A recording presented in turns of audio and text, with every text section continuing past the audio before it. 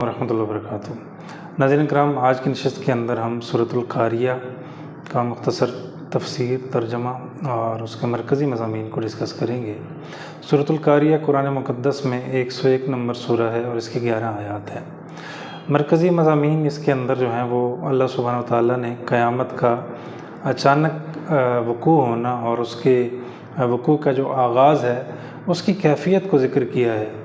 اسی طرح جو لوگ اپنے اعمال کے اعتبار سے اللہ کے ہاں قابل قبول ہوں گے ان کی کیفیت،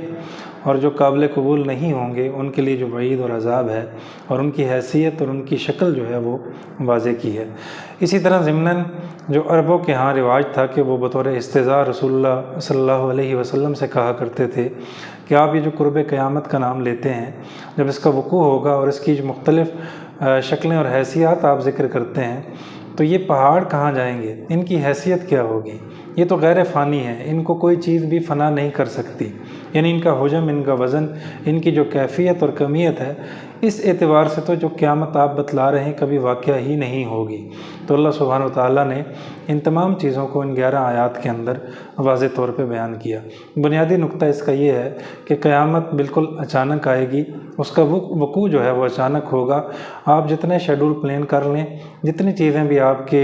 ڈیلی بیسس پہ آپ کام کرتے ہیں، پلاننگ کے ساتھ کرتے ہیں، زندگی میں بہت ساری چیزیں آپ نے پلان کی ہوں گی، لیکن وقوع قیامت جو ہے وہ بالکل اچانک اور سڈن اس کا وقوع ہوگا۔ لہٰذا اس بڑی زندگی کے لیے بھی آپ اپنی تیاری کر کے رکھیں۔ اس کا وقوع یہ تو طے ہے کہ ہونا ہے، لیکن کب ہونا ہے یہ اللہ سبحانہ تعالیٰ نے مبہم رکھا ہے۔ لہٰذا اپنی زندگی کو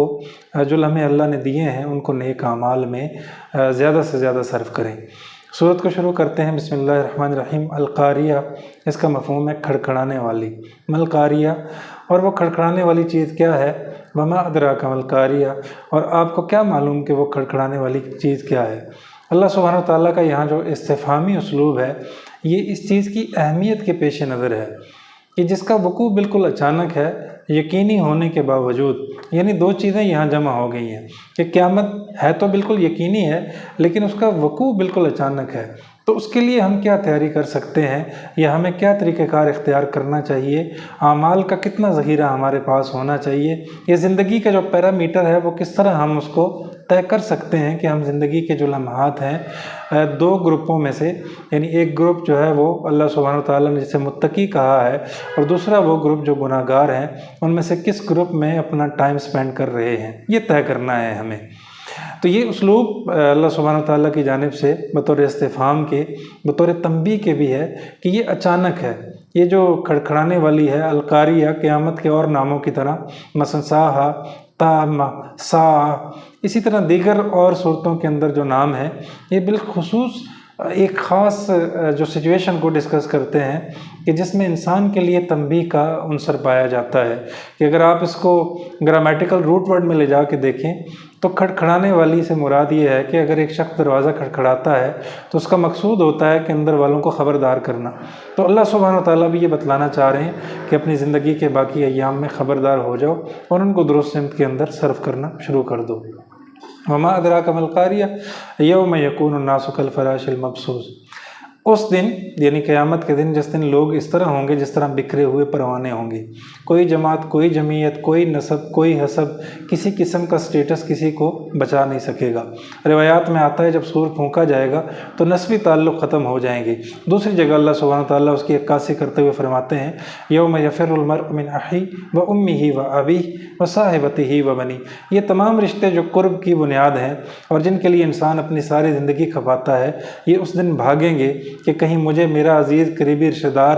بھائی، میرا بیٹا، میری بیوی دیکھ نہ لے اور مجھے اس کی نیکیوں کے بدلے میں کچھ نیکیاں نہ دینی پڑ جائیں۔ تو اس کیفیت کو اللہ سبحانہ تعالیٰ نے بتلایا یہاں پر کہ آپ جن کے لیے سب کچھ کھپاتے ہیں، کماتے ہیں، اس دن ان کی حیثیت بکھرے ہوئے پروانوں کی طرح ہوگی، کوئی آپ کے دفاع میں، کوئی آپ کو بچانے نہیں آئے گا۔ وَتَكُونُ الْجِبَالُ كَالْعِهْنِ الْمَنْفُوشِ،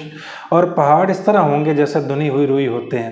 اوہن عربی میں کہا جاتا ہے اس روئی کو جو دھنی جائے اور اس کے بعد رنگ کیا جائے اور الگ الگ ایک ایک ریشہ اس کا ہو جائے۔ اس میں اس مشہور مغالطے کا جواب دیا گیا جس کے متعلق مشرکین حضور علیہ السلام سے استہزاء کرتے ہوئے کہا کرتے تھے یہ غیر فانی پہاڑ بھی اڑیں گے، تو اللہ سبحانہ و تعالیٰ نے جواب دیا یہ اس دن اس طرح اڑیں گے جس طرح دھنی ہوئی روئی ہوا میں اڑتی ہے، بے اوقات اور بے وزن۔ اسی طرح انسان کو بھی تنبیہ کی کہ تم سٹیٹس کے اعتبار سے، مال و دولت کے اعتبار سے، جاہ و جلال کے اعتبار سے، طاقت کے اعتبار سے، بدماشی کے اعتبار سے جتنے بڑے جتنے عظیم تھے، آج اگر اعمال نیک نہ ہوئے تو روئی کے دھنکے ہوئے جو اس کے ریشے ہیں اس کی طرح ہوا میں اڑتے ہوئے چلے جاؤ گے اور تمہارا مقام اور تمہارا جو ٹھکانہ ہے وہ جہنم بنے گا۔ اور دوسرا جواب مشرکین کو یہ دیا کہ یقیناً پہاڑ دھنی ہوئی روئی کی طرح اڑتے ہوئے تم دیکھو گے۔ اسی طرح سورہ نمل کے اندر اللہ سبحانہ تعالیٰ نے اس کیفیت کی مزید عکاسی کرتے ہوئے بتایا کہ آپ دیکھیں گے اس دن کے پہاڑ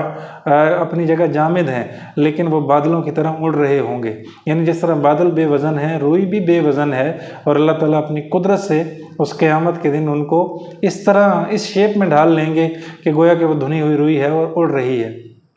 اور اس دن آپ دیکھیں گے کہ پہاڑ جو ہیں وہ دھنی ہوئی روئی کی طرح اڑ رہے ہوں گے۔ اب آگے اللہ تعالیٰ سٹرکچر بیان کر رہے ہیں کہ اصل جو لوٹنے کا رستہ ہے وہ کیا ہے اور کامیابی کا جو پیمانہ ہے وہ کیا ہے۔ تو رب تعالیٰ فرماتے ہیں وہ شخص کہ جس کا اعمال کا پلڑا ہے وہ اگر بھاری ہوا فَهُوَ فِي عِيشَةٍ رَاضِيَةٍ، یقیناً وہ اللہ تعالیٰ کی پسندیدہ جگہ ہوگا اور عیش و نشاط والی جگہ پہ ہوگا، یعنی جنت میں جائے گا۔ اگر اعمال اچھے ہیں تو وہ جنت میں جائے گا، اور اگر پلڑا خدا نخواستہ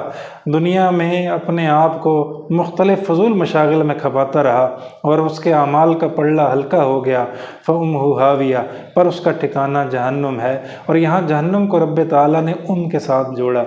کے عربی کے اندر دو مفہوم ہیں، ایک تو ماں کے لیے لفظ یوز ہوتا ہے، دوسرا کا معنی اصل بھی ہے۔ فَأُمُّهُ هَاوِيَةٌ یعنی وہ عذاب جو ہوگا وہ ایسا ہوگا جس طرح ماں اپنے بچے کو اپنے سینے سے چمٹا کر رکھتی ہے،